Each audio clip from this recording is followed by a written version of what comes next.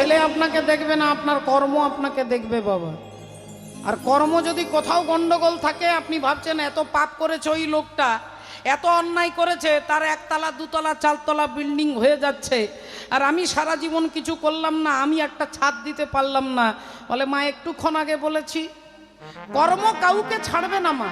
এ জন্মে অন্যায় করেছি, 10 জন্ম পরে হলেও 100 জন্ম পরে হলেও এই কর্মের ফল ঘুরে ফিরে আমার কাছে আসবে মাগো।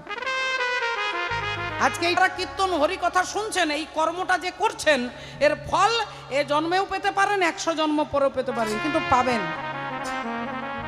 পাবেন, এর ফল কিন্তু আপনারা পাবেন। রাধে রাধে। একজন ভদ্রলোক দুপুরবেলায়, গ্রীষ্মকাল বৈশাখ মাসের প্রচণ্ড তাপে মাথার তালু গরম হয়ে গেছে, গলা শুকিয়ে গেছে, জঙ্গলের রাস্তা দিয়ে যাচ্ছে, একটা দোকান নেই, একটা বাড়ি ঘর নেই, প্রচণ্ড পিপাসা পেয়েছে।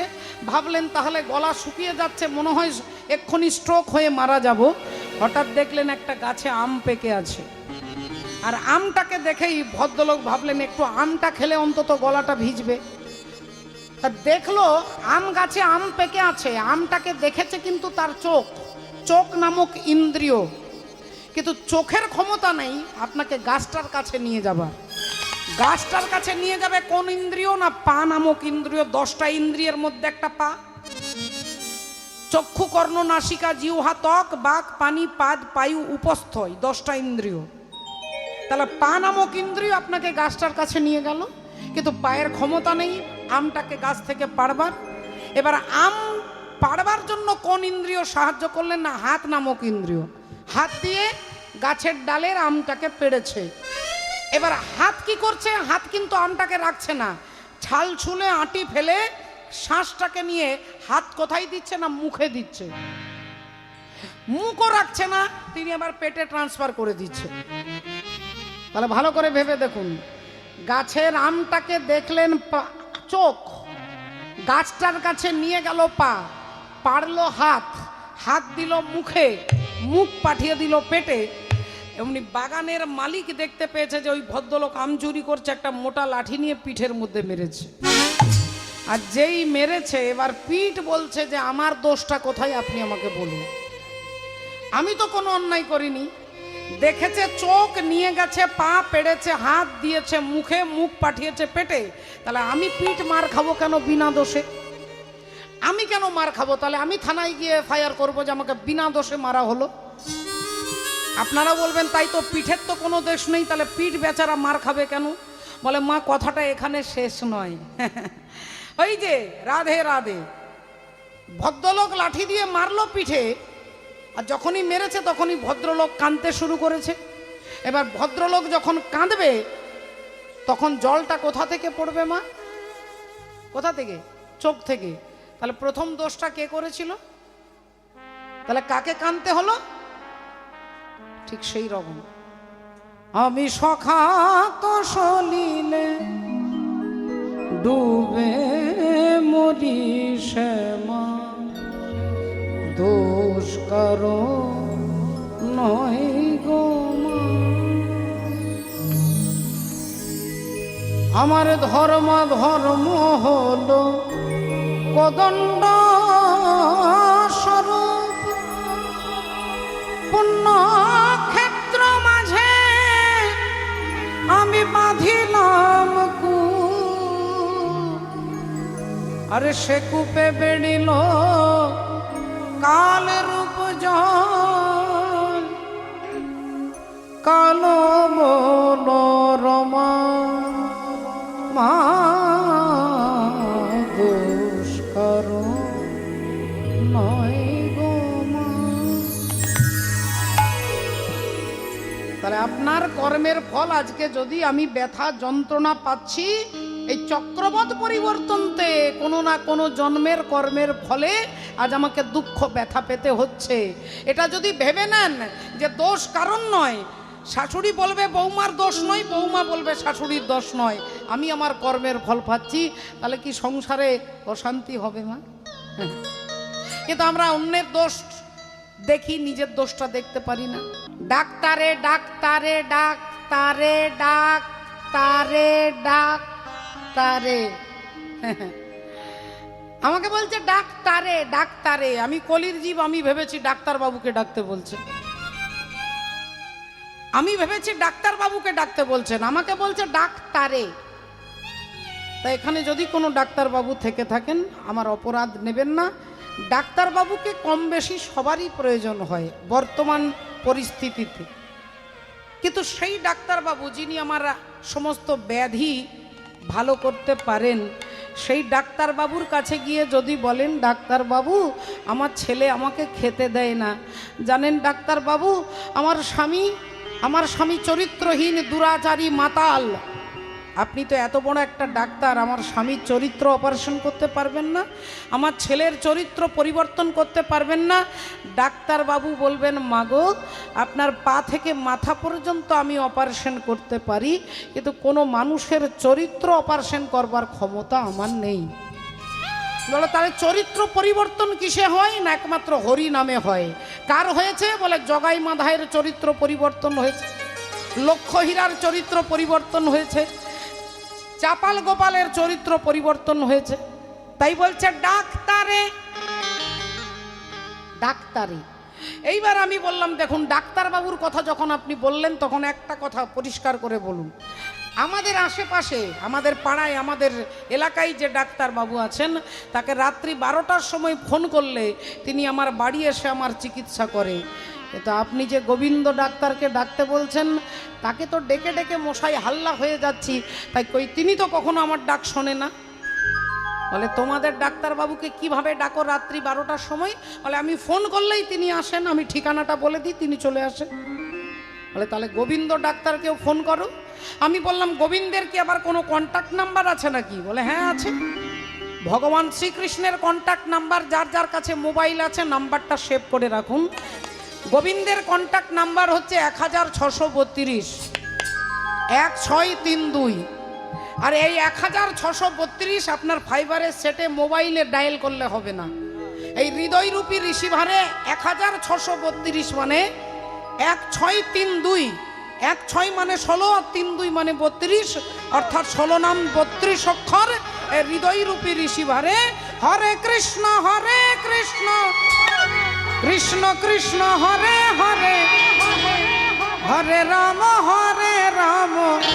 রাম রাম হরে হরে। হরে কৃষ্ণ কৃষ্ণ কৃষ্ণ হরে হরে, হরে রাম রাম রাম হরে হরে, হরে কৃষ্ণ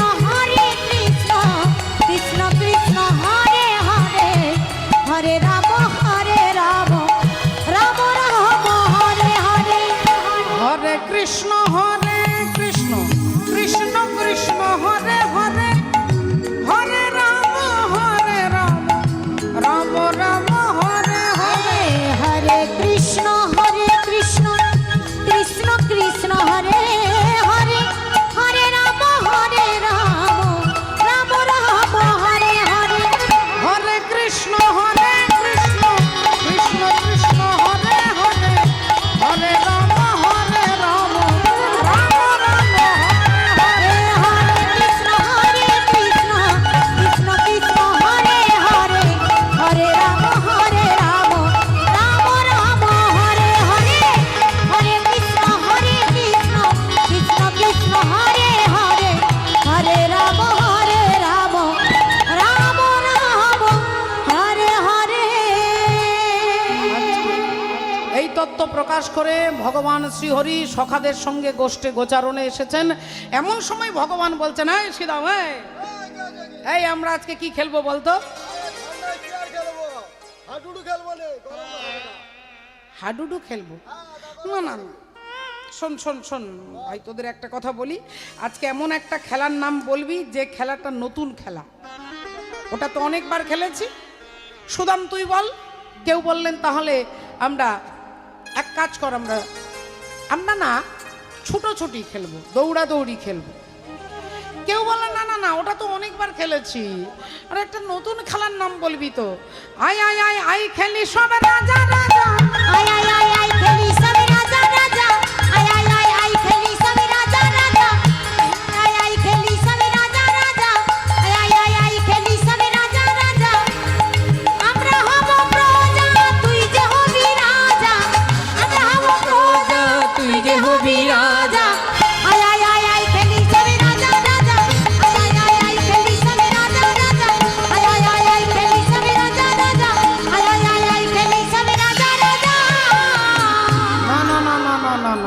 রাজা খেলবো না, এটাও অনেকবার খেলেছি। আরে কি মুশকিল, তোরা একটা ভালো খেলার নাম বলতে পারছিস না। মধুমঙ্গল বলল, কানাই আজকে আমরা একটা নতুন খেলা খেলবো, সুন্দর খেলা খেলবো, মজার খেলা খেলবো, যে খেলাটার নাম হচ্ছে চোর চোর খেলা। নতুন খেলা খেলবো, মজার খেলা খেলবো, আজকে আমরা চোর চোর খেলা খেলবো। যেই বলেছে চোর চোর খেলা খেলবো, সবাই লাফাচ্ছে, কি মজা কি মজা কি মজা, খুব মজা খুব মজা, আমরা চোর চোর খেলবো। কিন্তু হ্যাঁ রে, আমরা তো আজকে 25 জন আছি, 24 জন সখার, ভগবানকে নিলে 25 জন, তাই 25 জনের মধ্যে চোর কে হবে? ভগবান বললেন এক কাজ কর, এই সিদাম, এই তুই চোর হয়, তুই চোর।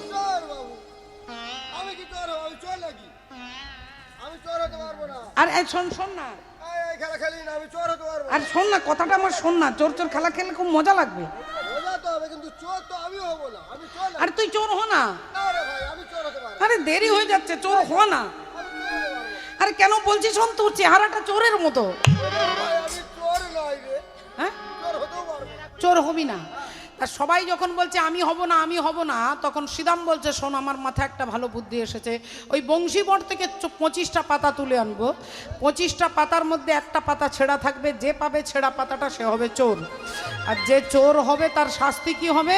বলে 24 জনকে কাঁধে নেবে, ওই যমুনার কুল থেকে এই বংশীবট পর্যন্ত সবাইকে কাঁধে করে নিয়ে আসতে হবে। বাহ, খুব ভালো। 25টা পাতা তুলে এনে পাতাগুলো ভগবানের হাতে দিয়েছে। ভগবান একটা একটা করে পাতা সবার হাতে দেবে। কन्हैया कन्हैया पुकारा करेंगे, लताओं में ब्रिज की गुजारा करेंगे।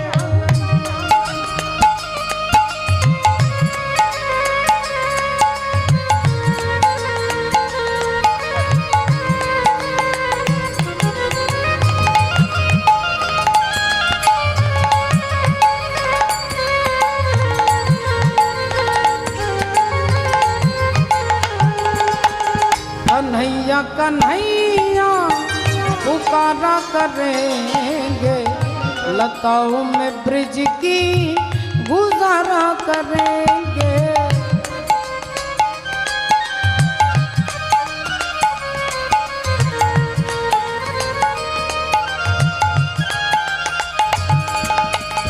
कन्हैया कन्हैया पुकारा करेंगे, लताओं में ब्रिज की गुजारा करेंगे। कन्हैया कन्हैया पुकारा करेंगे, लताओं में ब्रिज की गुजारा करेंगे।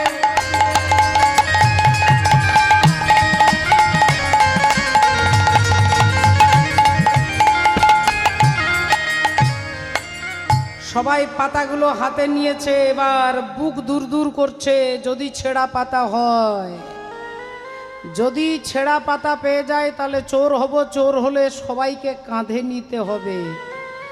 শ্রীদাম পাতাটা খুলে দেখছে তার ভালো পাতা, কি মজা, আমার ভালো পাতা, এই দেখ আমার ভালো পাতা। সুদাম বলে আমারও ভালো পাতা, শ্রীদাম বলে আমারও ভালো পাতা, সবাই বলে আমার ভালো পাতা। সবাই যদি ভালো পাতা পেল, তাহলে ছেঁড়া পাতাটা কে পেল? সবাই চিন্তা করছে ছেঁড়া পাতা কে পেয়েছে। এমন সময় সুবল বলে উঠলো, ছেঁড়া পাতা কে পেয়েছে আমি জানি। তুই জানিস? হ্যাঁ জানি। কে পেয়েছে বলতো ভাই তাড়াতাড়ি। সুবল বললেন, ছেঁড়া পাতা আমাদের কানাই পেয়েছে। কানাই ছেঁড়া পাতা পেয়েছে, তুই বুঝলি কি করে, তুই জানলি কি করে? বললেন, ভাই কানাইয়ের মুখটা দেখ, মুখটা দেখলেই বোঝা যাচ্ছে যে ও ছেঁড়া পাতা পেয়েছে, মুখটা দেখলেই বোঝা যাচ্ছে ছেঁড়া পাতা পেয়েছে। বললেন, মুখ দেখলে সব কথা তো বলা যাবে না। রাধে রাধে। মুখ দেখলে তো অনেক কথা, ওই যে ওখানে জেঠিমা বসে আছেন, ওনাকে দেখেই মনে হচ্ছে ওনার ঘুম পাচ্ছে, মাঝে মাঝে চাদর ঢাকা দিচ্ছেন আর মাঝে মাঝে ঘুমিয়ে হরি হরি। এবার ওনাকে যদি বলি আপনি ঘুমোচ্ছেন, উনি উঠে দাঁড়িয়ে বলতে পারে আমি ঘুমোইনি, আমি চোখ বন্ধ করে ধ্যান করছিলাম। হরি বল। তাহলে মুখ দেখলে তো সব কথা বলা যাবে না। চল ভাই কানাইয়ের কাছে যাই। সবাই ভগবানের কাছে এসে বলছে, ভাই তোর পাতাটা দেখা তো, তোর পাতা দেখা ভাই কানাই, এই দেখ আমাদের পাতা তুই দেখ, আর তোর পাতাটা আমাদের দেখা। ভগবান অমনি হাতটা লুকিয়ে বললেন, না আমি দেখাবো না। দেখাবি না? না দেখাবো না। কি মুশকিল, আরে পাতাটা তো দেখাবি। সবাই জোর করে ভগবানকে ধরে হাত থেকে যেই পাতাটা ছিনিয়ে নিয়েছে, অমনি দেখছে কানাইয়ের ছেঁড়া পাতা। চোর চোর চোর, তুই চোর হয়েছিস, তুই চোর হয়েছিস। তাহলে আমরা 24 জন তোর কাঁধে চড়বো, আমাদেরকে কাঁধে নিতে হবে। কানাই কাঁধে কর, কাঁধে কর, কানাই কাঁধে করি কাঁধে কর, কাঁধে কর কাঁধে কর। বলি ওরে ও ভাই বেনু কর, কাঁধে কর কাঁধে কর। ওরে ও ভাই বেনু কর, কাঁধে কর কাঁধে কর। আমাদেরকে কাঁধে নিতে হবে। ভগবান বললেন ঠিক আছে ঠিক আছে, আমি যখন চোর হয়েছি আমি কাঁধে নেব, কিন্তু প্রশ্ন হলো আমার কাঁধে আগে কে চড়বে? শ্রীদাম বলল কেন আমাকে আগে নিবি? সুদাম বলে না কানাই আগে আমাকে নিবি। বসুদাম বলে কানাই ভালো হবে না, বলছি আগে আমাকে নিবি। এ বলে আমি আগে, ও বলে আমি আগে, এ বলে আমি আগে, ও বলে আমি আগে। সবাই যখন বলছে একসঙ্গে আমি আগে আমি আগে, মধুমঙ্গল বলে উঠেছে কানাই একটু দাঁড়া, তুই যখন চোর হয়েছিস তুই নির্বাচন করে বল তোর কাঁধে আগে কে চড়বে। তুই নির্বাচন করে বল তোর কাঁধে আগে কে চড়বে। আর যেই দায়িত্বটা ভগবানের হাতে দিয়েছে, অমনি ভগবান সকলের মধ্যে থেকে এই সুবলের দিকে হাতটা বাড়িয়ে দিয়ে বলছে ওই সুবল চড়বে আমার কাঁধে, আমার কাঁধে। আর সুবলের নামটা বলতেই সবাই একটু কৌতূহল হলো যে সুবলের নামটা আগে বলল কেন। সুবল কি কানাইকে বেশি ভালোবাসে না কানাই সুবলকে বেশি ভালোবাসে? আমরা সবাই এত থাকতে সুবলের নামটা বলবে কেন? সবাই প্রশ্ন করছেন মনে মনে, মায়েরাও প্রশ্ন করছেন, বাবারাও ভাবছেন, দাদা দিদি ভাই বোন সবাই ভাবছেন আচ্ছা সুবলের নামটা আগে ঘোষণা করলেন কেন? ভগবান বললেন ওই সুবলের কাছে আমি ঋণী হয়ে আছি, সুবলের কাছে ঋণী হয়ে আছি।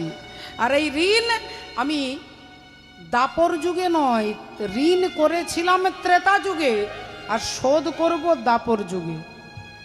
ত্রেতা যুগের ঋণ আমি দাপর যুগে শোধ করব। তাহলে ত্রেতা যুগে সুবল কে ছিল? প্রশ্ন আসবে। সুবল ছিল ত্রেতা যুগে রাবণের ভাই বিভীষণ, আর বিভীষণের ছেলে যার নাম হলো তরণী সেন। ওই তরণী সেন হয়ে গেল ভগবানের সখা সুবল। তাহলে তরণী সেন যিনি রাক্ষস কুলে রাক্ষসের ঘরে জন্ম নিল, তিনি ভগবানের সখা সুবল হয়ে গেল। তাহলে কি করে হলো, কেন হলো, এর কারণটা কি? এই কারণটা জানতে গেলে যেতে হবে আমাদের একটু ছোট্ট করে ত্রেতা যুগে, যেখানে অহংকারী রাজা রাবণ বাগানে দাঁড়িয়ে দাঁড়িয়ে কাঁদছেন। রাবণ দাঁড়িয়ে দাঁড়িয়ে কাঁদছেন আর মনে মনে ভাবছেন আজ আমার কেহ নাই, আমার কেহ নাই,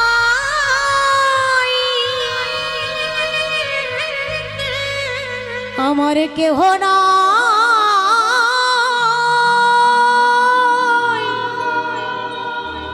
আমার কেহ নাই, আবার কেউ নেই, আবার কেউ নেই, আমার কেহ কেহ নাই। বাগানে দাঁড়িয়ে দাঁড়িয়ে রাবণ রাজা কাঁদছেন, আমার কেউ নেই, রামের সঙ্গে যুদ্ধ করতে গিয়ে সব একে একে মারা গেছে, আজ আমার কেউ নেই বংশে বাতি দিতে। রাবণ দাঁড়িয়ে দাঁড়িয়ে কাঁদছে আর সেই বাগানে খেলা করছে 13 বছরের ছেলে তরণী সেন। খেলাটা বন্ধ করে ছুটে এসে রাবণকে জড়িয়ে ধরেছে, ও জ্যাঠামশাই, জ্যাঠামশাই গো তুমি কাঁদছো কেন গো? ও জ্যাঠামশাই তুমি কাঁদছো কেন? বলো না, বলো না গো তুমি কাঁদছো কেন? রাবণ বললেন আহ বিরক্ত করবি না, যা যা খেলবি, যা যা খেলবি যা। না খেলবো না, আগে তুমি বলো তুমি কাঁদছো কেন? আমি কেন কাঁদছি তুই বুঝতে পারবি না বাবা। কেন বুঝতে পারবো না? তুমি বুঝিয়ে বললেও বুঝতে পারবো না। রাজা রাবণ বললেন আমি কেন কাঁদছি জানিস? আগামী কাল আমার শত্রু রামের সঙ্গে কে যুদ্ধ করবে, রামের সঙ্গে যুদ্ধ করে রামকে কে পরাজিত করবে, রামকে পরাজিত করে রাক্ষস কুলের মর্যাদাকে রক্ষা করবে। এই তিনটে কথা যেই বলেছে, তরুণী রাবণের পা দুটো জড়িয়ে ধরে বলছে, জ্যাঠামশাই শুধু তুমি আমায় অনুমতি দাও, শুধু তুমি আমায় অনুমতি দাও, শুধু তুমি আমায় অনুমতি দাও। আমি তোমার হাতে ধরি আর পায়ে পড়ি, তুমি আমায় অনুমতি দাও, তোমার হাতে ধরি, তোমার পায়ে পড়ি, তুমি আমায় অনুমতি দাও। জ্যাঠামশাই এই তোমার পায়ে হাত দিয়ে প্রতিজ্ঞা করে বলছি, আগামী কাল আমি যাব রামের সঙ্গে যুদ্ধ করতে। পায়ে হাত দিয়ে বলছি, আমি রামকে পরাজিত করে রাক্ষস কুলের মর্যাদা রক্ষা করব। একবার শুধু তুমি আমায় যেতে দাও জ্যাঠামশাই, একবার আমায় অনুমতি দাও।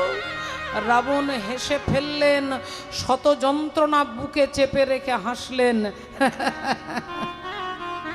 ওরে অবোধ বালক, মূর্খ বালক, রামের সঙ্গে যুদ্ধ করবি? তোর শরীরে এত শক্তি? হ্যাঁ, একটা বাচ্চা ছেলে তুই, বড় বড় বীর, বড় বড় যোদ্ধা, আমার কর্মচারী সব মারা গেল, আর তোর শরীরে এত শক্তি, তুই রামের সঙ্গে যুদ্ধ করবি? তরুণী মনে মনে বলছেন, জ্যাঠামশাই অবোধ আমি নই, রামের সঙ্গে যুদ্ধ করতে গেলে শরীরের শক্তির দরকার হয় না, রামের সঙ্গে যুদ্ধ করতে গেলে অন্তরে ভক্তির প্রয়োজন হয়। যা যা, তুই যুদ্ধ করতে যাবি, তবে তোর মায়ের অনুমতি নিয়ে যাবি, তোর মা যদি তোকে অনুমতি দেয় তুই যাবি, যা। তরুণী ছুটতে ছুটতে আসছে মায়ের কাছে, মায়ের নাম সরমা দেবী। মা মা যেই বলে ডেকেছে, মা ছুটে বেরিয়ে এসেছে। এ কি রে বাবা, তোর চোখগুলো ছলছল করছে কেন? চোখে জল কেন বাবা, কি হয়েছে তোর? মা আগে তুমি বলো, আমি তোমার কাছে যা চাইবো তাই দেবে। হ্যাঁ বাবা, আজ পর্যন্ত তুই আমার কাছে যা চেয়েছিস আমি কি তোকে দিইনি? না মা, আগে তুমি বলো, আমার মাথায় হাত দিয়ে আমি আজকে যা চাইবো তাই দেবে। তা নে বাবা, এই নে, এই তোর মাথায় হাত দিয়ে বলছি, তুই যা চাইবি তাই দেব। তরুণী বললেন, মাগো এতদিন খেলনা চেয়েছি, এতদিন খেতে চেয়েছি, কিন্তু আজকে আমি যা চাইবো তুমি আমার মাথায় হাত দিয়েছো মা। আমি আগামীকাল প্রভু রামচন্দ্রের সঙ্গে যুদ্ধ করতে যাব। না, এ হতে পারে না,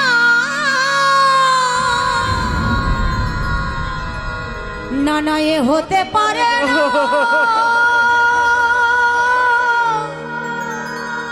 ওরে তরুণী রে, হতে পারে না বাবা, হতে পারে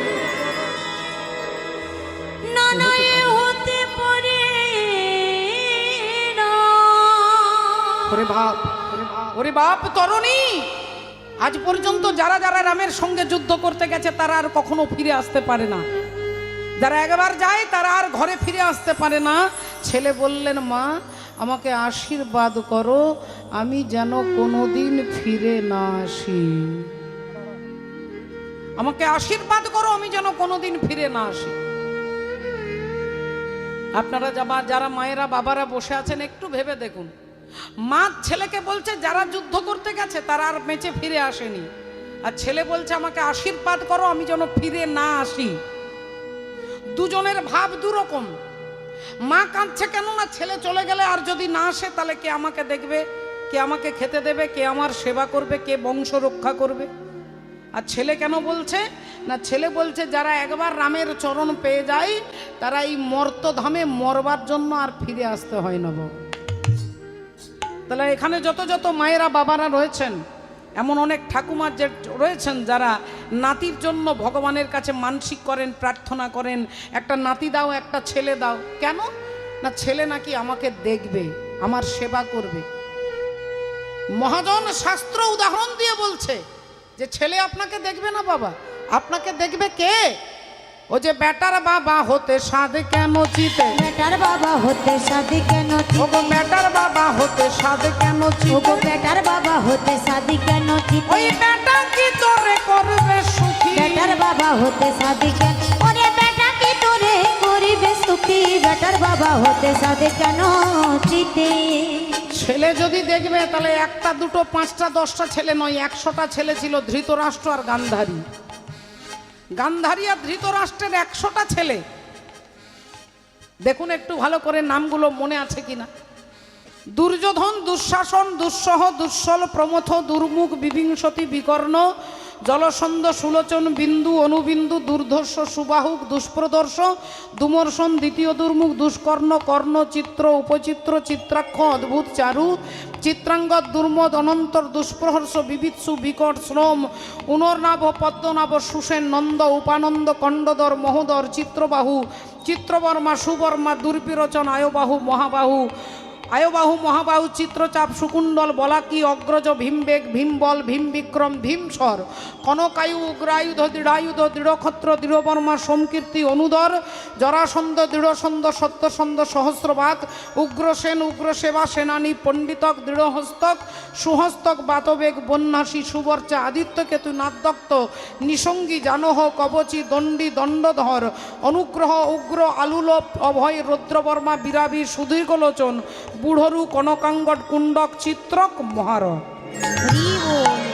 এই 100টা যার ছেলে তার বংশে বাতি দিতে কেউ নেই আপনারা মায়েরা বলবেন মা তুমি যে ছেলেগুলোর নাম বললে না তারা সব বাজে ছেলে দুষ্টু ছেলে নোংরা ছেলে দুর্যোধন দুঃশাসন কিন্তু আমার ছেলে যদি ভালো হয় আমাকে দেখবে না তাহলে আপনার ভালো ছেলেও আপনাকে দেখবে না প্রমাণ হলে 4 পুত্রের বাবা দশরথ রাজা 4 পুত্রের বাবা দশরথের রাজা 4 পুত্রের বাবা দশরথের রাজা 4 পুত্রের বাবা দশরথ রাজা 4 পুত্রের বাবা দশরথের রাজা দুর্যোধন দুঃশাসন বাজে ছেলে কিন্তু রাম লক্ষণ ভরত শত্রুঘ্ন এই 4টে যার ভালো ছেলে তার বাবা দশরথের গতি কি হলো ও যে বাসি মোড়া হয়ে রইল তেলে ভাজা 4 পুত্রের বাবা দশরথের রাজা ও গো বাসি মোড়া হয়ে রইল তেলে ভাজা এবার কৃষ্ণের বাবাকে দেখুন রামের বাবার কথা শুনলেন এবার ভগবান কৃষ্ণের বাবাকে দেখুন ও যে বসুদেবের হলো কারাদণ্ড সাজা ও গো বসুদেবের হলো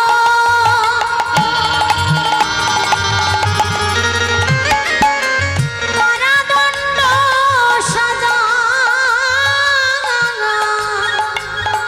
ভগবান কৃষ্ণ যার ছেলে তার বাবা আছে কংসের জেলে কৃষ্ণ যার ছেলে তার বাবা আছে জেলে তাহলে ভগবান কি বোঝাতে চাইছে আমি তোমার ছেলে হতে পারি নাতি হতে পারি জামাই হতে পারি তোমার দাদা কাকা অনেক কিছু আমি হতে পারি কিন্তু তোমাকে রক্ষা করবে কে না তোমার কর্ম রক্ষা করবে তোমার কর্ম তোমাকে আনন্দ দেবে তোমার কর্ম তোমাকে সুখ দেবে তোমার কর্ম তোমাকে উদ্ধার করবে তাই বসুদেবের হলো কারাদণ্ড সাজা তাই বসুদেবের হলো কারাদণ্ড সাজা যার পুত্র কৃষ্ণ কমল আঁখি বেটার বাবা হতে সাধে কেন ওরে বেটা কি তোরে করিবে সুখী বেটার বাবা হতে সাধে কেন ওরে বেটা কি তোরে করিবে সুখ বেটার বাবা হতে সাধে কেন চিতে রাধে রাধে তাই আসুন দেখুন আজকে কি ঘটনা ঘটলো যেই এ কথা বলেছে মা আমি রামচন্দ্রের সঙ্গে যুদ্ধ করতে যাব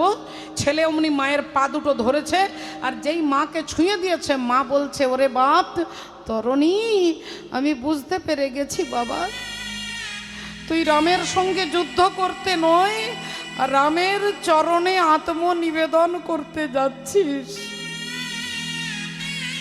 তাই আমি তোকে সাজিয়ে দেব বাবা আয় আয় আমি তোকে সাজিয়ে দেব সর্বঙ্গে রাম নাম লিখে দিচ্ছেন তরণীর হাতে ধনুর্বাণ দিয়ে বলছে শোন বাবা মৃত্যুর সময় একবার রাম বলিস यम यम बापी शरण भावम तजे त्वंते कलेवरम तम तम भाव एव कुंत्यो सदा तद भाव भाविता মৃত্যুর সময় যদি হরি বলেন হরির কাছে যাবেন কালী বললে মায়ের কাছে যাবেন দুর্গা বললে দেবী লোকে যাবেন শিব বললে বাবা মহাদেবের কাছে যাবেন यम यम बापी शरण भावम হরি বললে হরির কাছে আর হরিণ বললে হরিণ হয়ে যাব এ কথা আমার কথা নয় কুরুক্ষেত্রের মাঠে দাঁড়িয়ে ভগবান কৃষ্ণ অর্জুনকে বলছেন রাধে রাধে। তাহলে আসুন আজকে দেখুন, যেই ছেলে ছুঁয়ে দিয়েছে মা বুঝতে পেরে গেছে। মা বলছে আয়, সর্বঙ্গে রাম নাম লিখে দিয়ে হাতে ধনুর্বাণ দিয়েছে। ছেলে যাচ্ছেন যুদ্ধ করতে, মুখে আছে রাম নাম, হাতে আছে ধনুর্বাণ, ভগবানের নাম। রাম গোবিন্দ হরি ভজরে ভাইয়া, রাম গোবিন্দ হরি। রাম গোবিন্দ হরি ভজরে ভাইয়া, রাম গোবিন্দ হরি। রাম গোবিন্দ হরি ভজরে ভাইয়া, রাম গোবিন্দ হরি। রাম গোবিন্দ হরি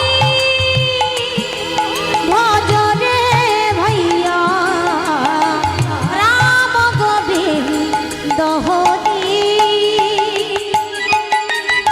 জপ তপ সাধন কछु নাহি লাগো, জপ তপ সাধন কछु নাহি লাগত, খরচ নাহি গঠরি। রাম গোবিন্দ হরি ভজরে ভাইয়া, রাম গোবিন্দ হরি। রাম গোবিন্দ হরি ভজরে ভাইয়া, রাম গোবিন্দ হরি। তরুণী সেন রাম রাম রাম রাম বলতে বলতে ভগবান রামচন্দ্রের কাছে এসে দাঁড়িয়ে গেছেন। ভগবান রামচন্দ্র তাকিয়ে দেখছেন, দেখেই বুঝতে পারলেন এই ছেলেটা আমার সঙ্গে যুদ্ধ করবার মনোবৃত্তি নিয়ে নয়, আমার চরণে আত্মনিবেদন করতে এসেছে। তাহলে আজকে একে আমি পরীক্ষা করব না, কিন্তু এর বাবা বিভীষণকে আমি পরীক্ষা করে দেখব। আমি দেখব বিভীষণ আমাকে ভালোবাসে না তার ছেলেকে ভালোবাসে। রামচন্দ্র ডাক দিলেন, বিভীষণ।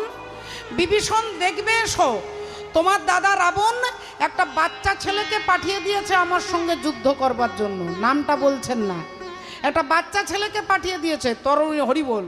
বিভীষণ ছুটে আসছে, ছুটে এসে যেই ছেলের দিকে তাকিয়েছে অমনি চমকে উঠলেন, এ কি? এ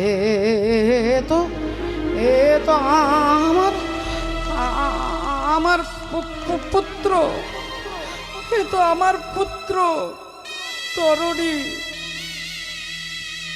ভগবান রামচন্দ্র বললেন, বিভীষণ দেখো তোমার দাদা কিরকম বোকা, দেখো একটা বাচ্চা ছেলেকে পাঠিয়ে দিয়েছে আমার সঙ্গে যুদ্ধ করতে।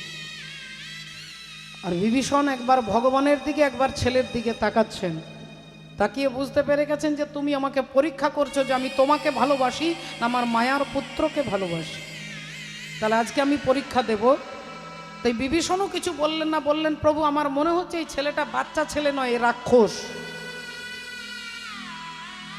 এ বাচ্চা ছেলে নয়, এ তোমার শত্রু। তাই আমি বলছি প্রভু তোমার কাজ হচ্ছে শত্রুকে দমন করা, তাই তোমার নাম অরিন্দম, অরিকে যিনি দমন করেন। তাই আমি বলছি তুমি ওকে দেখে ভুলে যাবে না প্রভু, ও রাক্ষস, ও তোমার শত্রু। এই নাও তোমার হাতে বৈষ্ণব বাণ তুলে দিলাম, এই বাণ দিয়ে ওই বালককে হত্যা করো। আর যেই বাণটা ভগবানের হাতে দিয়েছে, ভগবানের হাত থরথর করে কাঁপছে। মনে মনে বলছে, বিভীষণ আমি তোমাকে পরীক্ষা করতে গেলাম আর উল্টে তুমি আমাকে পরীক্ষা করছো। তবে তুমি জানো না বিভীষণ, যে করে আমার আশ আমি করি তার সর্বনাশ।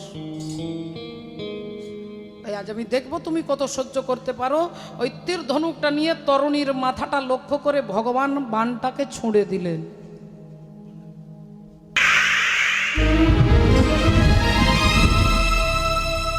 যেই বাণটাকে ছুঁড়ে দিলেন, তরুণীর মুন্ড থেকে ধড়টা আলাদা হয়ে গেল। আর কাটা মুন্ডটা যখন পড়ে যাচ্ছে, তখন চিৎকার করে ভগবান রামকে ডাকছে, জয় শ্রীরাম, জয় শ্রীরাম, জয় শ্রীরাম,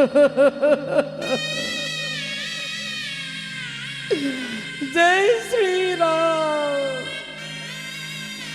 ভগবান রামচন্দ্র চমকে উঠলেন, বিভীষণ, এমন আকুল আর্তনাদে আমাকে কেউ কখনো ডাকে না বিভীষণ, এমন আকুল আর্তনাদে কে আমাকে ডাকছে বিভীষণ, আমি যে আর সহ্য করতে পারছি না। বিভীষণ ভগবানের দিকে তাকিয়ে বলছে, যাকে তুমি কিছুক্ষণ আগে হত্যা করলে ওই বালকের কাটা মুন্ড তোমাকে ডাকছে।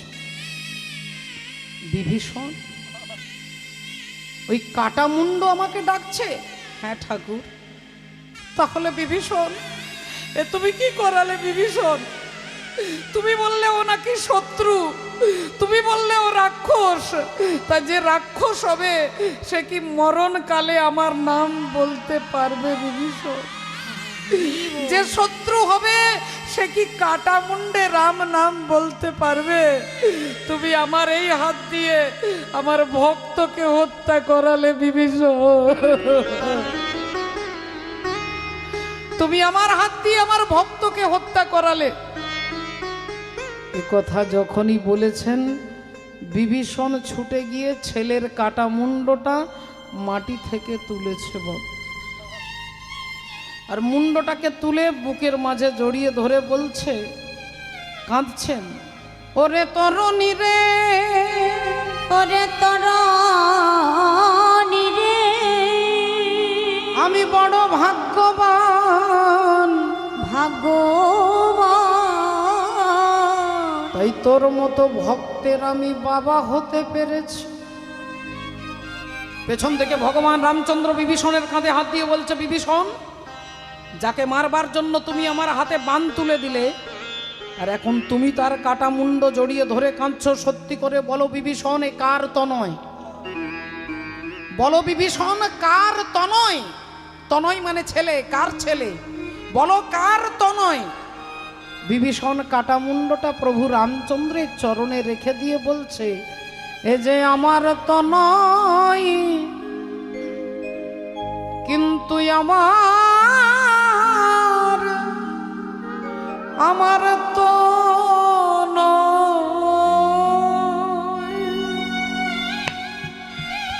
এ যে আমার তো নয়, কিন্তু আমার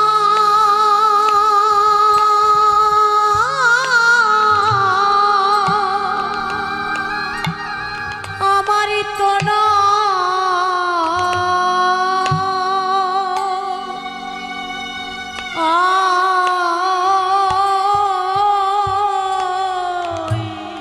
এ যে তোমার তনয়,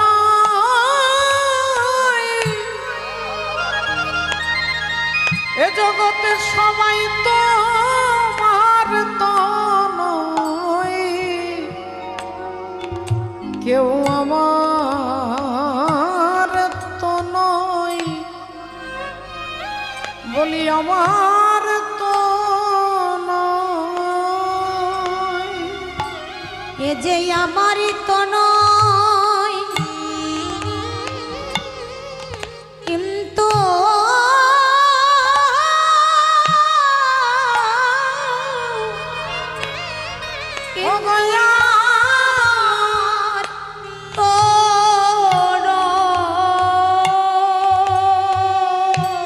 আমি তোমার ওই চরণে সব পেয়েছি।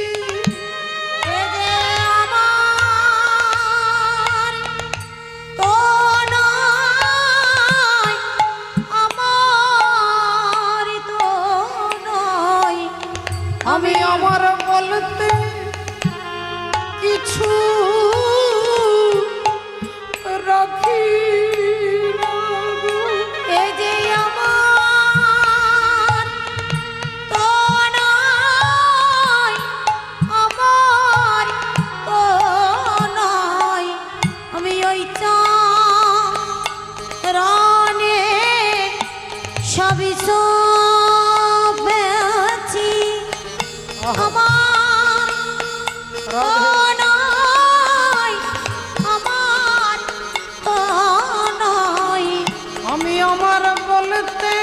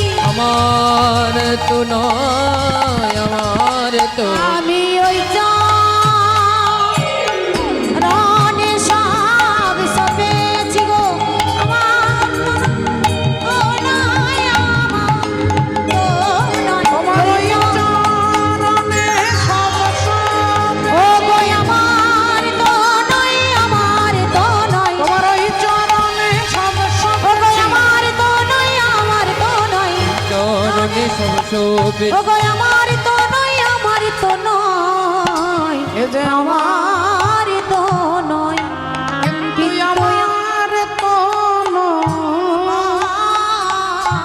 ধন্য ধন্য ধন্য বিভীষণ, ধন্য তোমার ভক্তি, ধন্য তোমার আদর্শ, ধন্য তোমার শিক্ষা। আমার তো নয় মানে আমার ছেলে, কিন্তু আমার তো নয়, সবই তোমার।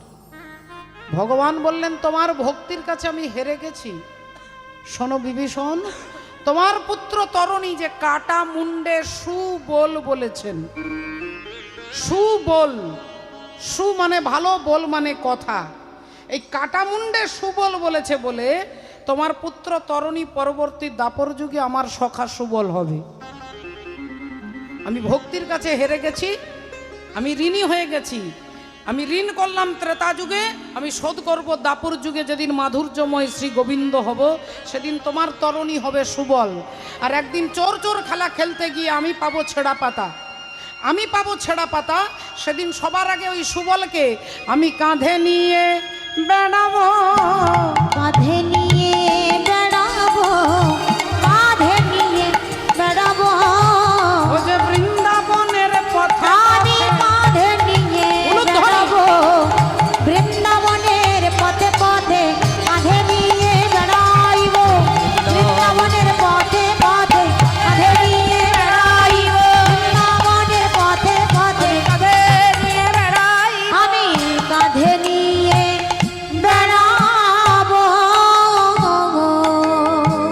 সেদিনের তরণী আজকে সুবল হয়েছে, ভগবান পেয়েছে ছেঁড়া পাতা। সবার আগে সুবলকে কেন ডাকলেন না, সুবলের ঋণ শোধ করবার জন্য। ভক্তের ঋণ ভগবান শোধ করবেন। রাধে রাধে। মাননীয় ভক্তমণ্ডলী, ভক্তিমতী মায়েরা, আজকে ভক্তকে কাঁধে নিয়েছেন। আর কাঁধে নিয়ে ভগবান একটু দূরে গিয়ে সুবলের চরণগুলো নিজের দুহাত দিয়ে ধীরে ধীরে চরণ সেবা করছেন। সুবল বুঝতে পারছে না, সে বেচারা চোখ বন্ধ করে ভগবানকে ধরে বসে আছে। ভগবান বলেছে চোখ বন্ধ কর, নইলে আমি যে তোকে কাঁধে নিয়ে ছুটব, বৃন্দাবনে ধুলো উড়ে তোর চোখে পড়বে। সুবল বেচারা চোখ বন্ধ করে বসে আছে, আর ভগবান একটু দূরে গিয়ে ধীরে ধীরে চরণ সেবা করছে। চরণ সেবা করে স্বাদ মিটছে না, চরণ সেবা করে স্বাদ মিটছে না। চোখের জল দিয়ে সুবলের চরণগুলো ধুয়ে দিচ্ছেন বাবা। ভক্তের চরণ ভগবান কেঁদে কেঁদে ধুয়ে দিচ্ছেন, কিন্তু তাতেও ভক্তের ঋণ শোধ হবে না। তাই সুবলের চরণামৃত হাতে নিয়ে ভগবান সর্বঙ্গে মাখছেন, সর্বঙ্গে লেপন করছেন, কিন্তু তাতেও স্বাদ মিটছে না। তাই ভগবান কি করবে, ভক্তের চরণামৃত নিয়ে পান করছেন। পানি করেছে ভক্তের চরণামৃত ভগবান পান করছেন। আহা, ভগবান কাঁদছেন, ভক্তের চরণামৃত পান করছেন। সুবল বলছে কানাই, আমার পাগুলো ভেজা লাগছে কেন ভাই? বৃষ্টি হলে তো মাথায় পড়বে, পাগুলো ভেজা কেন? তাহলে কি তুই কাঁদছিস? দেখছে ভগবানের চোখে জল, বললেন কানাই তোর খুব কষ্ট হচ্ছে না আমাকে কাঁধে নিয়ে? ভগবান বললেন কনিষ্ঠ অঙ্গুলিতে 7 দিন 7 রাত্রি গিরি গোবর্ধন ধারণ করেছে। আর সুবলকে কাঁধে নিয়ে বলছে যে আমাকে কাঁধে নিয়ে তোর কষ্ট হচ্ছে, এটা মাধুর্যের লীলা বাবা, ঐশ্বর্যের লীলা নয়, মাধুর্য। বললেন না না কাঁদবো কেন? তাহলে তোর চোখে জল কেন? না বৃন্দাবনে ধুলো এসে আমার চোখে পড়েছে। আর মনে মনে বলছে তোর মতো ভক্তকে যে কাছে পাই, ওরে না কাঁদিতে জল আপনি পড়ে, ওরে না কাঁদিতে জল আপনি পড়ে, না কাঁদিতে জল আপনি পড়ে, তোরে কাঁধে নিয়ে আমি কাঁদবো কেন?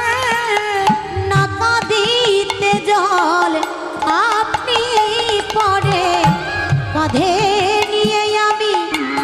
কাঁদিব কেনে না কাঁদিতে জল আপনি পরে। না না না না না না, তোর কোনো কথা শুনবো না। কাঁধ থেকে নেমে সুবল চিৎকার করে বলছে, এই সুদাম সুদাম শোন শোন শোন, কানাইয়ের কষ্ট হচ্ছে, আমরা অন্য খেলা খেলবো ভাই, এই খেলায় কানাইয়ের কষ্ট হচ্ছে। কি খেলা খেলবো? খেলিছে বিনোদ খেলা সব সখাগণে। ও গো খেলিছে বিনোদ খেলা সব সখাগণে, খেলিছে বিনোদ খেলা সব সখাগণে। আর সেদি বিন্দু অঙ্গে ধরে পিপাসার কারণ। ও গো সেদি বিন্দু অঙ্গে ধরে পিপাসার কারণে, সেদি বিন্দু অঙ্গে ধরে পিপাসার কারণে। আর খেলতে খেলতে গা থেকে ঘাম ঝরছে, যত ঘাম ঝরছে তত পিপাসা পাচ্ছে। সবাই বলছে কানাই আর খেলবো না ভাই, জল পান করবো, জল খাবো ভাই, আমরা জল পান করতে চাই।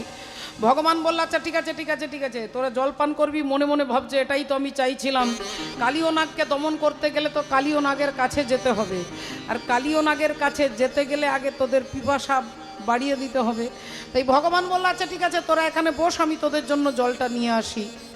যেই জলটা আনবার জন্য ভগবান যাচ্ছে, পেছন থেকে শ্রীরাম বলছে, কানাই খবরদার, আজকে তুই জল আনতে যাবি না, তুই আজকে জল আনতে যাবি না। কেন? আমি তো তোদের জন্য জল এনে দিই, ফল এনে দিই। বললেন, প্রতিদিন এনে দিস, কিন্তু আজকে যেতে পারবি না, কারণ তোর মা যশোদাকে আজকে আমরা কথা দিয়েছি, তোকে দিয়ে জলও আনতে দেব না, তোকে দিয়ে ফলও আনতে দেব। ভগবান বলে, কেন? হঠাৎ করে মাকে কথা দিতে গেলি কেন? বলে, মা যশোদা নাকি রাত্রে স্বপ্ন দেখেছে তোকে নাকি বিষধর সর্প দংশন করছে, বিষধর সর্প দংশন করছে।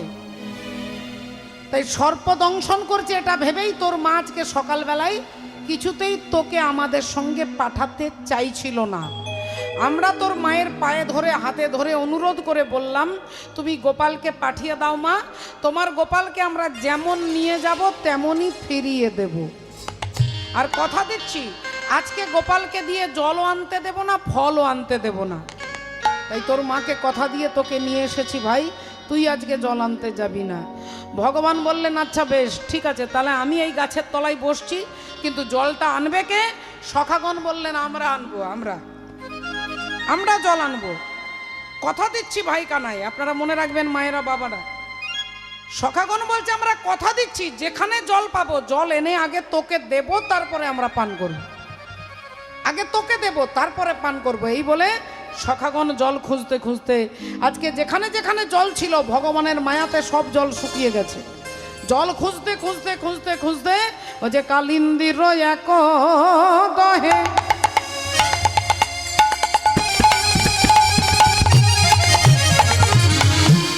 ও কালিও নাগ তাহা রহে। আহা মরি রে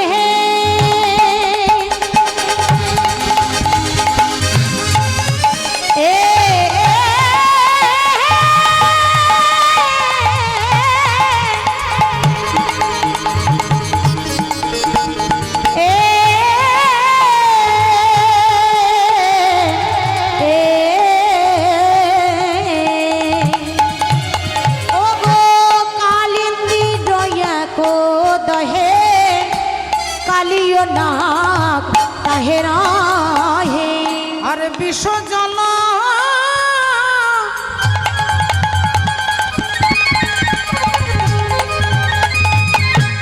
দহন সমান হে,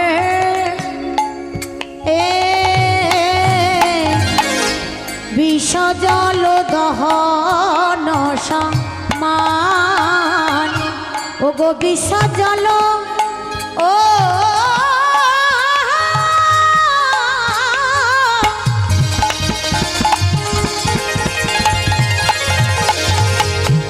দহন সমান হে, বিষ জল দহন সমান। আর তাহার উপরে মায়া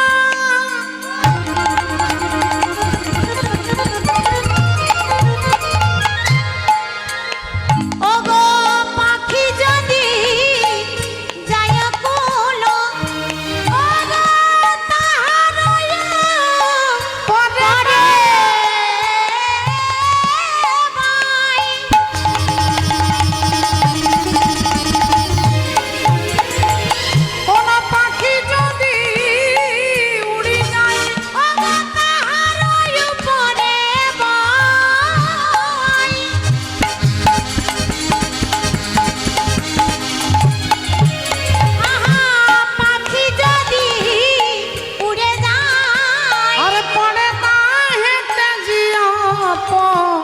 রণ হে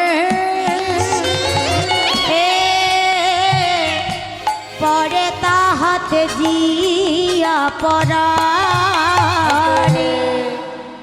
কালীয় দহের জলের ভয়ঙ্কর বিষের বর্ণনা করতে গিয়ে পদকর্তা বলছেন, কালিন্দির একদহে কালী নাগ তাহার রহে বিষ জল দহন সমান, তাহারও উপরে বাই পাখি যদি উড়ি যায় পড়ে তাহে তেজিয়া পরাণ। ওপর দিয়ে কোনো পাখি উড়ে যেতে পারে না, পাশ দিয়ে কোনো প্রাণী হেঁটে যেতে পারে না। যে জলের বাতাসটা লেগে গেলে প্রাণী মারা যায়, সেই জলটা সখাগণ দেখতে পেয়ে ছুটে গিয়ে ভাবছে জল পান করব, প্রচণ্ড পিপাসা, গলা শুকিয়ে গেছে, সুন্দর স্বচ্ছ জল দেখতে পেয়েছে। জলের মধ্যে নেমে হাতে করে জল তুলে আর ঢক ঢক করে পান করছেন।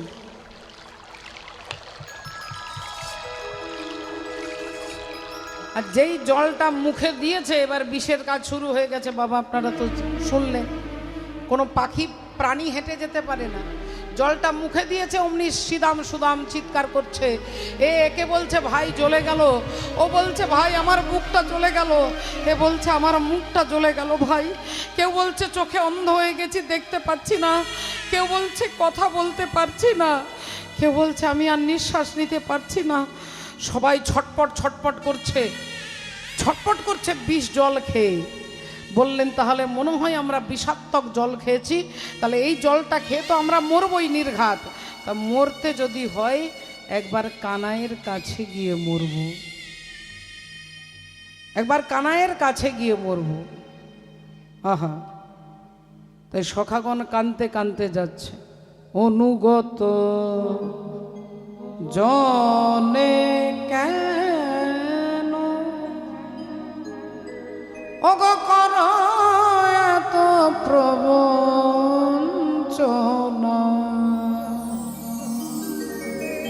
অনুগত জনে কেন তুমি কর এত প্রবঞ্চনা,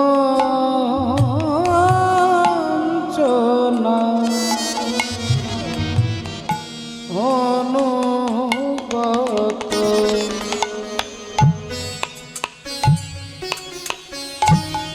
তুমি মারিলে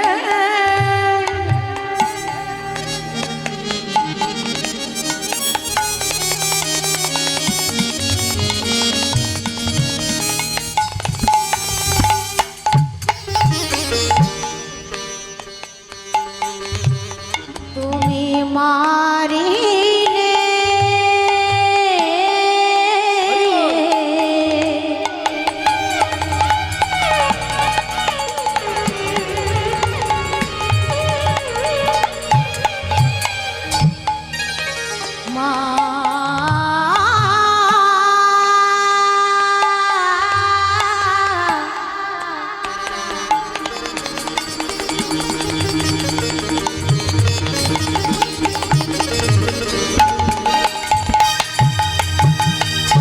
তুমি মারিলে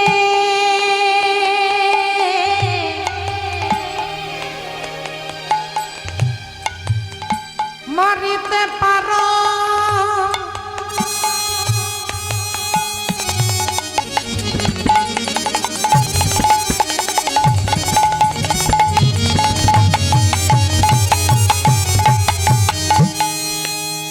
তুমি মারিলে মারিতে পারো, তবে রাখিতে কে করে মনা।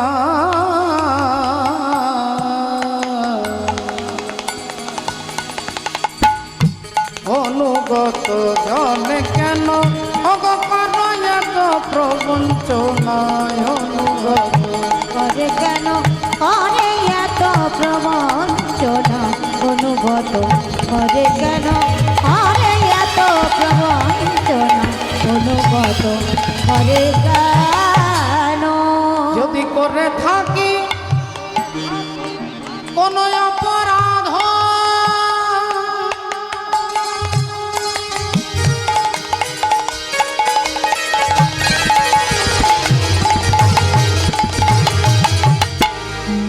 করে থাকি অপরাধ তবে প্রেম ডুরি দিয়ে বাঁধো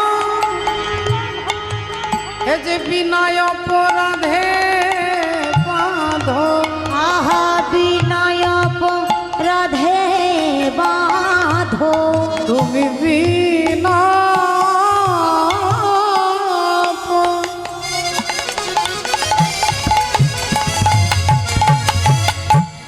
অপরাধে বাঁধো বলি এই কি রে তোর প্রবঞ্চনা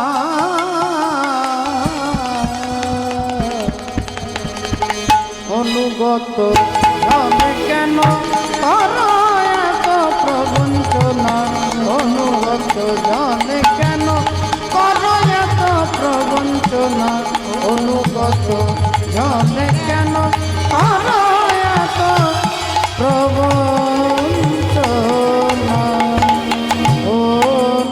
অনুগত।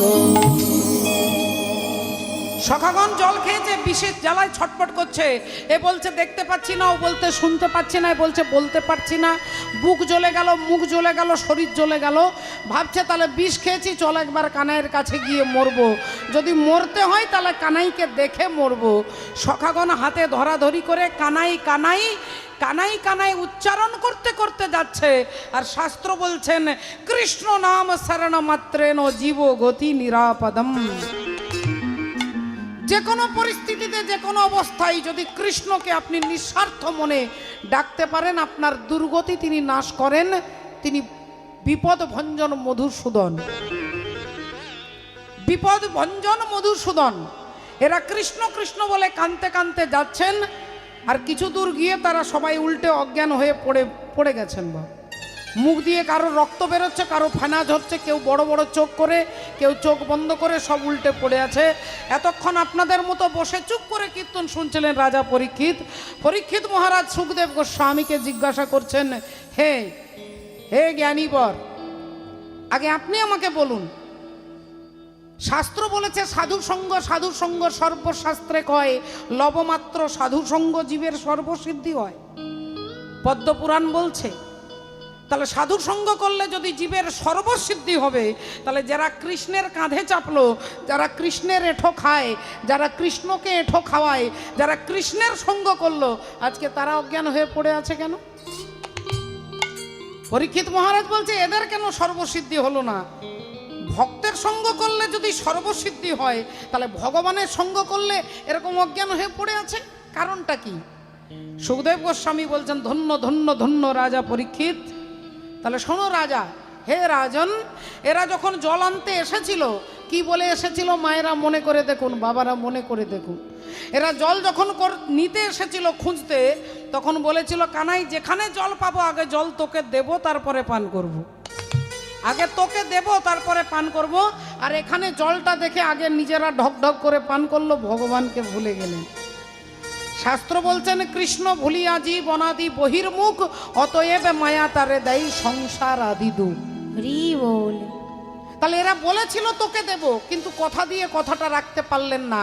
এদের মতো আমরাও কথা দিয়ে এসেছিলাম, যে মাতৃগর্ভ থেকে কথা দিয়েছিলাম, হাত দিয়ে, পা দিয়ে, চোখ দিয়ে, কান দিয়ে, সমস্ত ইন্দ্রিয় দিয়ে তোমার ভজন করব। আর এখানে এসে শুধু ভজন শিখেছি, ভজনটা করতে পারিনি বাবু।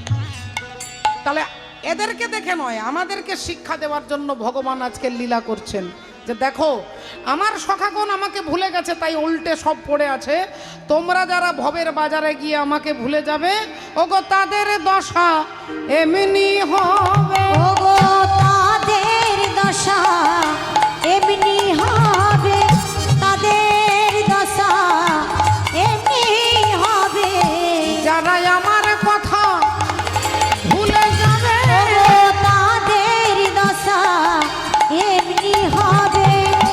ওগো আমার কথা যারা ভুলে যাবে, ওগো তাদের দশা এমনি হবে। যারা আমার কথা ভুলে যা, ওগো তাদের দশা এমনি হবে। আমার কথা ভুলে যাবে, দশা এমনি ওগো আমার কথা ভুলে যাবে তাদের দশা এমনি ওগো আমার কথা ভুলে যাবে তাদের দশা এমনি হবে ওগো আমার কথা ভুলে যাবে তাদের দশা এমনি হবে আমার কথা ভুলে যাবে তাদের দশা এমনি হবে। তাহলে আমাকে যারা ভুলে যাবে তাদের দুর্গতি এরকম হবে। এই তত্ত্ব প্রকাশ করে আজকে সখাগণ সবাই উল্টে পড়ে আছে। কৃষ্ণের নাম উচ্চারণ করেছে, তাই ভগবান গাছের তলায় বসেছিলেন, ছুটে গেছেন আজকে ভক্তকে উদ্ধার করবার জন্য। তিনি ছুটে গেলেন আর গিয়ে দেখলেন কি সখাগণ সবাই অজ্ঞান হয়ে পড়ে আছে। তাই সখাদের বদনে বদন দিয়ে আগে বিষটাকে তুলে নিলেন বাবু। আর যেই বিষটাকে তুলে নিল অমনি সখাগণ প্রাণ ফিরে পেয়েছে। কানাই এখান থেকে পালা ভাই, এখান থেকে পালা। ভগবান বললেন কেন, তোরা তো জল খেতে এসেছিলিস, তা আমি জল পান করব না? বললেন কানাই ওই জলটা ভালো জল নয় ভাই, ওই জল বিষ জল, আমরা খেয়ে মরে গিয়েছিলাম, কিন্তু তোর যদি কিছু হয়ে যায় আমরা তো তোকে বাঁচাতে পারবো না ভাই, চল ভাই চল, পালা পালা ভাই পালা, এ জল ভালো জল নয়। ভগবান বললেন ভালো নয় মানে? তোদের কথা শুনে বিশ্বাস করব কি করে? আগে নিজে পরীক্ষা করে দেখি। কিন্তু উদ্দেশ্যটা হচ্ছে কালিয়নাগকে দমন করে। জলের তলায় কালিয়নাগ আছে, তাহলে যেতে হবে। সখাদেরকে বলছে যে জলটা পান করে আমি আগে দেখি এটা বিষ না অমৃত। কারোর কথা না শুনে ভগবান কি করছেন, গাছের ওপরে চাপছেন। আজ দেখি যদু নন্দন দুষ্ট সর্প বিনাশন, দেখি যদু নন্দন দুষ্ট সর্প বিনাশন, দেখি যদু নন্দন দুষ্ট সর্প বিনাশন। উঠিলে কদম্বের ডালে, ও গই উঠিলে ন কদম্বের ডালে, ও গই উঠিলে ন কদম্বের ডালে। তাহার উপরে চড়ি হনুমানের সাথে মারি, তাহার উপরে চড়ি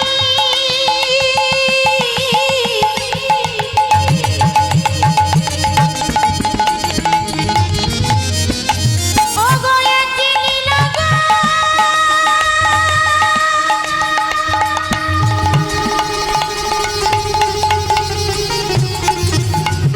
ও তোরা দেখে যা যাই রে লীলা, যাই রে লীলা রে বলি হারি। উঠিলে না কদম্বের ডালে, ও গই উঠিলে না কদম্বের ডালে। এবার ভক্তিমতী মায়েরা একটু পদাবলী কি বলছে না, তার উপর দিয়ে পাখি উড়ে যেতে পারে না, পাশ দিয়ে প্রাণী যেতে পারে না, আশেপাশে কোনো ঘাস, কোনো গাছ, কোনো পালা, ওখানে কেউ বাঁচে না কালীদহের জলের আশেপাশে। এটা পদাবলী বলছে। এবার রাজা পরীক্ষিত বলছেন যে যে জলের আশেপাশে একটা ঘাস পর্যন্ত বাঁচে না, তাহলে ভগবান যে উঠিলে কদম্বেরও ডালে, তাহলে কদম গাছটা কি করে বেঁচে আছে, কদম্ব বৃক্ষটা কি করে বেঁচে আছে, এটা আগে বলুন।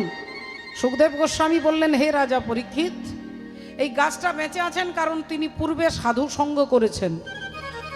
সাধুর নাম কি না বিষ্ণু ভক্ত গরুড়। গরুড়ের বাবাকে না মহামুনি কশ্যপ, মায়ের নাম কি না বিনতা দেবী। কালিয়নাগের বাবার নাম মহামুনি কশ্যপ আর মায়ের নাম কদ্রু। তাহলে বাবা একজন, স্ত্রী দুজন, তা দুই সতীনের মধ্যে তর্ক হচ্ছে। মা বিনতা দেবী বলছে ইন্দ্রের ঘোড়া সাদা, মা কদ্রু বলছে ইন্দ্রের ঘোড়া কালো। তাহলে দেখা যাক আগামীকাল সকালবেলায় দেখব সাদা না কালো, যে হারবে সে দাসী হবে। এই বলে দুজনে শুয়ে পড়লেন। এখন কালিয়নাগের মা কদ্রু আগে ঘুম থেকে উঠে দেখছে ইন্দ্রের ঘোড়া সাদা। ভাবলো তাহলে তো আমি কালো বলেছি, এখন তো সাদা দেখছি, তাহলে তো আমি হেরে যাব। তাহলে আমি হেরে যাব না, আমাকে একটা কায়দা করতে হবে। ছেলেদেরকে সব সাপেদেরকে ডেকে বলছে তোরা তোদের বিষ দিয়ে ওই সাদা ঘোড়াটাকে কালো করে দে। এখন মায়ের কথা শুনে ছেলেরা সাদা ঘোড়াটাকে কালো করে দিলেন। আর মা বিনতা দেবী কিছুক্ষণ পরে ঘুম থেকে উঠে দেখছে ইন্দ্রের ঘোড়ার লেজ কালো। তাহলে ভাবলো তাহলে তো আমি হেরে গেছি, তাহলে কদ্রুর কাছে আমি হেরে গেছি, তা বল আমি তো তোর দাসী, কি করতে হবে? বলে আমার চুল বাঁধবে, কাপড় পরিয়ে দেবে, আমার বাসন মাজবে, আমাকে খাইয়ে দেবে, আমাকে সাজিয়ে গুছিয়ে দেবে। না, তা কতদিন করতে হবে? না, যতদিন তোমার ছেলে ইন্দ্রের সঙ্গে যুদ্ধ করে অমৃতের ভাণ্ডটা এনে আমার হাতে দিতে না পারবে, ততদিন তোমাদেরকে দাসিত্ব বৃত্তি করতে হবে। এখন মা হয়ে গেলেন দাসী, ছেলে মাকে মুক্ত করবার জন্য ওই ইন্দ্রের সঙ্গে যুদ্ধ করে অমৃতের ভাণ্ডটাকে ঠোঁটে করে আনতে আনতে এই গাছটার ওপরে বসে একটু বিশ্রাম করেছিলেন বাবা। অমৃতের ভাণ্ডটা রেখে গরুর একটু বসে বিশ্রাম করেছিলেন। তাই অমৃতের ভাণ্ডের ছোঁয়া লেগে, ভক্তের ছোঁয়া পেয়ে ওই কদম্ব বৃক্ষটা হয়ে গেল কি না অমৃত। অমৃতের ছোঁয়া পেয়ে হয়ে গেল অমৃত। তাহলে সেই গাছটার উপরে চেপেছেন, চেপে ভগবান জলে ঝাঁপ দিচ্ছেন। রাজা পরীক্ষিত বললেন, ঠিক আছে, এতক্ষণ পর্যন্ত এটা তো বুঝলাম, কিন্তু ভগবান যদি জলে ঝাঁপ দেওয়াই তার দরকার ছিল, তা কালীদহের কুল থেকে তো ঝাঁপ দিতে পারতেন। এই স্টেজ থেকে আমি যদি আপনাদের কাছে যেতে চাই, এই সিঁড়ি দিয়ে নেমে যেতে পারবো, কিংবা এখান থেকে লাফিয়ে যাব। আপনাদের কাছে যাওয়ার জন্য প্রথমে আমি প্যান্ডেলের ওপরে চেপে তারপরে ঝাঁপ দেবো, তাহলে বলবেন মাথা গন্ডগোল হয়ে গেছে। হরি বল। তাহলে ভগবান কালীদহের জলে ঝাঁপ দেবে, তা কালীদহের কুল থেকেই ঝাঁপ দিতে পারতেন।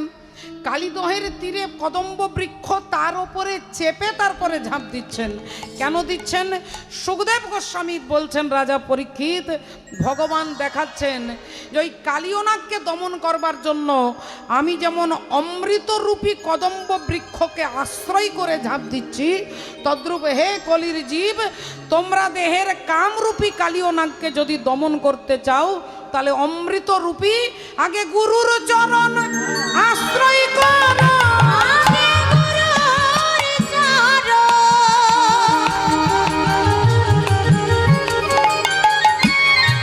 আশ্রয় করো গুরুর চরণ,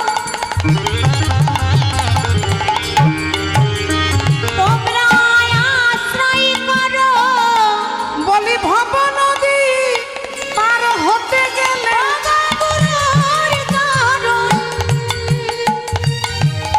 আশ্রয় করো, ভব নদী পার হতে গেলে গুরুর চরণ আশ্রয় করো। ভব নদী পার হতে গেলে, তোমরা গুরুর চরণ আশ্রয় করো। ভব নদী পার হতে গেলে, তোমরা গুরুর চরণ আশ্রয় করো। ভব নদী পার হতে গেলে, গুরুর চরণ আশ্রয় করো। ভব নদী পার হতে গেলে, গুরুর চরণ আশ্রয় করো। ভব নদী পার হতে গেলে, গুরুর চরণ আশ্রয় করো। তাহলে আমি যেমন কদম্ব বৃক্ষ, অমৃতরূপী বৃক্ষকে আশ্রয় করে ঝাঁপ দিচ্ছি, তোমরা অমৃতরূপী গুরুকে আশ্রয় করে আগে কামকে দমন করতে হবে। তাই আগে গুরুর চরণ আশ্রয় কর। ভক্তমণ্ডলী, ভক্তিমতী মায়েরা, এই তত্ত্ব প্রকাশ করে আজকে ভগবান জলের মধ্যে ঝাঁপ দিয়েছে। এত কহি কৃষ্ণ আমার জলেতে ঝাঁপ দিল, ওগো এত কহি কৃষ্ণ আমার জলেতে ঝাঁপ দিল, এত কহি কৃষ্ণ আমার জলেতে ঝাঁপ দিল। কালীদহের কালো জল নড়িয়ায় উঠিল, কালীদহের কালো জল নড়িয়ায় উঠিল, কালীদহের কালো জল নড়িয়ায় উঠিল, কালীদহের কালো জল নড়িয়ায় উঠিল। জলের তলায় কালীয়নাগ চমকে উঠলেন। কে আমার জলে ঝাঁপ